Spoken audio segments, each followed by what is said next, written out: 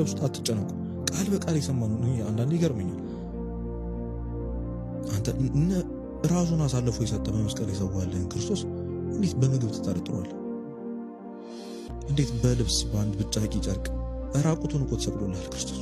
እሱን በጨርቅ ማፈር ነው ያለብን። በጣም ሼምፉል ነው። ቁጭ ብሎ ምንድነው የሚበላው ምንድነው የሚለብሰው ብሎ መጨነቅ ማፈር አለ። እግዚአብሔርስ ምን ይሰማል? ሰው የለኝም ብሎ መጨነቅ እግዚአብሔር በጣም ነው እንዲሰማው ያለው። አጠገብ ያለው ቀኝ ጠባቂ መልአክ ምንድነው የሚሰማው? አብሮ ያልተለየ እግዚአብሔር ምንድነው የሚሰማው? እናንተ እምነት የጎደላችሁ በቃ ስለምትጨነቃላችሁ ያላችሁ ክርስቶስ ለዛ ነው። ቢያንስ እንኳን ያሳለፈንን የድሮን ኤክስፒሪየንስ ቁጭ ብለሽ ስታስቡ አረ ይሄን ያሳለፈኝ አምላክ ይሄን አይከብደኝም ምናምን እና ደግሞ ሞክሩት። እኔ እቀጣለሁ የምር።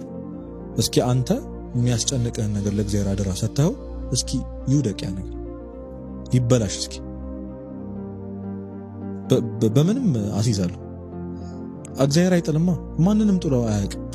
እንኳን አምነው የሰጡትን አይደለም የተጠራጠርነውንም አልጣለን፣ የካድነውንም አልጣለን፣ በኃጢአት የተጨማለቅነውን ደሙን መስዋዕትነቱን እንኳን የረሳነውን እኛ ነው